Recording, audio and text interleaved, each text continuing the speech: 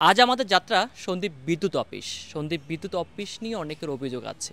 Metre বাণিজ্য, বুতুরা বিল কিংবা গ্রাহক সেবা সব কিছু ছাড়িয়ে আমরা আজ দেখব সন্দ্বীপ বিদ্যুৎ অফিসের আসলে কার্যক্রম কীভাবে চলে, এখানে গ্রাহক সঠিক সেবা পায় কিনা, কিংবা গ্রাহকের যে মতামত সে বিষয়টা আমরা তুলে ধরবো। ঠিক নজরুল ইসলাম বিপ্লব আছি এভিয়েশন নিউজের পক্ষে। উপজেলার যে শাখায়, এই শাখায় ঠিক গ্রাহক আছেন, ওনারা নেই। আমরা একটু দেখব যে ভিতরে আসলে ওনাদের সময় কখন দেওয়া আছে। বিশেষ করে অনলাইনে ওনাদের কোনো সময় দেওয়া নেই, সময়ের কোনো নির্ধারিত কোনো সময় নেই এখানে। এবং ভিতরে গিয়ে আমরা দেখব যে আসলে ওনাদের কোনো সময় আছে কিনা। অর্থাৎ আমরা একটু যদি যাই, একটু দেখাই, যদি এই জায়গাটা দেখাই, এখানে আসলে ইনফরমেশন তথ্যের যে সমস্যা, এই তথ্য বলতে কিছু নেই এখানে। কখন গ্রাহক আসবে, গ্রাহকের সময় কখন, বৃহস্পতিবার কখন কিংবা শনিবার কখন, সেই কোনো টাইম টেবল নেই এখানে। তারপর আমরা একটু যাওয়ার চেষ্টা করব যে আজকে ওনারা এখানে আপনাদের দায়িত্বে কে আছেন ভাই এখানে? আপনি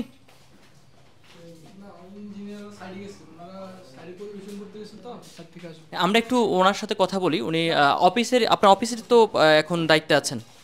আমাকে ইসমাইল সাহেব বললো একজন অফিসে আছেন, আমরা আপনার সাথে একটু কথা বলবো। এই যে দীর্ঘ 1 ঘন্টারও বেশি এখানে মানুষ নেই, এখন এই জায়গাটা আসলে আপনার পারেন কি না? এখানে তো গ্রাহক আছে, আপনি গ্রাহক থেকে সম্মতি নিতে পারেন। ওনারা যদি দোকান দিতে বন্ধ, কোনো সমস্যা, আপনাদের কোনো সমস্যা, এই যে গ্রাহক আছে, আপনি গ্রাহক থেকে সাক্ষাৎকার নিতে পারেন। আমি গ্রাহক থেকে নিব আগে, আপনাদের স্টেটমেন্টটা নিচ্ছি যে এখানে আমিও দীর্ঘ সবাইকে নিয়ে দাঁড়িয়ে আছি, আমি 1 ঘন্টার বেশি। স্যাররা সাইডে গেছে, ওনারা সাইড দেখতে গেছে, সাইডে সমস্যা, সাইড থেকে আসলে ওনারা দেখবে। আর এখন আপনারা যারা অফিস স্টাফ আছেন, পিয়ন আছেন, আপনারা চলে যেতে পারেন কিনা? এবং আপনাদের আমরা কেন যাবো, আমরা তো এখানে আসি, গ্রাহক সেবা দিচ্ছি। আমরা কিন্তু আপনার কাউকে পাই না এখানে। পান নাই কেন? ওই যে নোমান তো ছিল এখানে। আমি তো পাই নাই, তো আমরা কাউকে পাই নাই এখানে। আমি আমার যারা গ্রাহক আছে তাদের স্টেটমেন্টটা নিব, তাদের বক্তব্য নিব।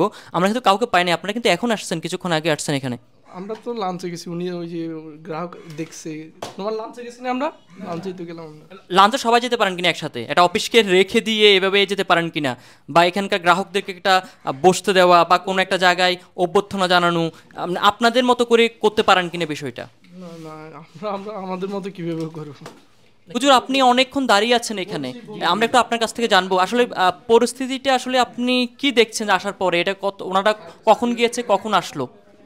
ওনারা তো ভাইয়া কখন গেছে আমরা মূল টাইম জানতে পারি নাই, কিন্তু আমরা আসি এটা প্রায় ঘন্টাখানিক দাঁড়িয়ে আছি। তো যখন 11টার সময় আসছি তখনও ওই ভাইকে বসা দেখছি, তখনও কেউ অফিসিয়াল যারা দায়িত্বে আছে এরা নাই, ওনাকে দেখছি। তো এখনও আসার পরে উনি বলে দিয়েছে যে কি ওনারা সাইডে গেছে, তো এখনও উনি আছে। এর মাঝখানে যখন আসছি লাঞ্চের টাইমে তখন তো তাদেরকে পাইনি। কতক্ষণ হবে এখানে আমরা দাঁড়িয়ে আছি? ঘন্টার উপরে ঘন্টার উপরে দাঁড়িয়ে আছেন। আপনি কতক্ষণ দাঁড়িয়ে আছেন এখানে? আমি ধন্যবাদ আপনাকে। আমি আসছি যে প্রায় 1 থেকে 1.5 ঘন্টা। আমার আগে কেউ আসে না এখানে গ্রাহকের মধ্যে। তো আমি আসি জিজ্ঞাসা করলাম একটা লোককে, আমি বললাম ওই স্যার কোথায়, ওই রুমে এই পাশে যে স্যারটা আছে আর কি, উনি কোথায়? গুলো লাঞ্চে গেছে।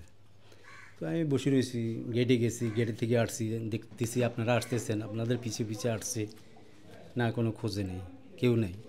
সাতদের আর দেখা নাই। ইমন ভাই ছিল এখানে, আমি ওনারে পাইছি। তারপরে পিয়ন ছিল, একজন ড্রাইভার ছিল। তো লাস্ট পর্যায়ে ওরা কেউ ছিল না, সবাই চলে গেছে, সব দরজাটা বন্ধ ছিল। আপনারা এখানে কোনো সময়ের কোনো নোটিশ পেয়েছেন কিনা, এতটা থেকে খোলা বা এতটা থেকে বন্ধ, এরকম কোনো কিছু পেয়েছেন কিনা? না না, এরকম কোনো কিছু পাইনি। এটা কি আজকে নাকি প্রতিদিন এই ধরনের ঘটনা ঘটে? মনে হয় প্রতিদিন এরকম হয়। আপনি কি প্রথম আসছেন এখানে? না, আমি এই পর্যন্ত মিটার বিষয় নিয়ে আমার মনে হয় 20-22 বারের কম না। মিটার নেওয়ার জন্য আসছি, একবার বলতেছে কাগজ দিলে এটা হবে না ওইটা নেন, এটা হবে না ওইটা নেন, এইভাবে নিতে নিতে মানে সব কিছু মানে এইভাবে আসা যাবা। আমার বাড়ি হলো মাঠভাঙ্গা। অফিসে কেউ না কেউ থাকতে হয়, এখন সেটাতে কেউ ছিল না এই অফিসে। এখন তারা যখন খেতে গিয়েছে তখন অফিসে কেউ নেই। এই অফিসটা একেবারে যারা গ্রাহক যারা আসছে তারা হয়তো কাউকে জিজ্ঞাসা করার জন্য তো লোক নেই এখানে, তাদেরকে বলার জন্যও কেউ নেই, অফিস বন্ধ ছিল। তো কোন নোটিশ আছে বা কোন জানেন কয়টা বাজে বন্ধ কয়টা খোলা, এরকম কোনো কিছু আছে? এই ধরনের কোনো কিছু নাই, আমরা জানিও না, আমরা হয়তো আন্দাজ করে এসেছি, হয়তো এখন খোলা আছে এইসবে এসেছি। এই অফিসে 60 জনের সেট আপ। এই অফিসটা ছিল আবাসিক প্রকৌশলী দপ্তর।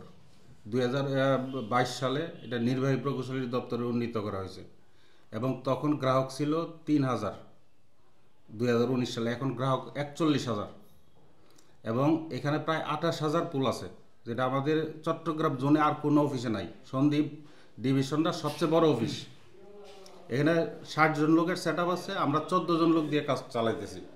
দেখা গেছে আমরা প্রতিনিয়ত আমাদের 8 ঘন্টা 9টা 4টা অফিস টাইম, আমরা 11টা 12টা, এমনকি আমরা দেখা যায় রাত 2টা 3টা যখন দরকার আমরা চলে আসি। এই স্বল্প লোক দিয়ে আমরা কাজ চালিয়ে নিচ্ছি আর কি। আর নির্বাহী প্রকৌশলীর দপ্তর হওয়ার পর যে নতুন ভবন, আমাদের বসারও জায়গা নাই, দেখা যাচ্ছে এক জায়গায় 2-3 জন বসতেছে একটা জায়গায়, নতুন ভবন, তারপর আবাসন ব্যবস্থা নাই। তো আমরা কোনো রকম চালিয়ে নিচ্ছি আর কি কাজ, কোনো কাজ বন্ধ থাকে না এখানে। 24 ঘন্টা আমাদের টেকনিক্যাল টিম অ্যাক্টিভ থাকে, যখন যে কোনো জায়গায় কোনো সমস্যা হলে তারা ব্যবস্থা নেই।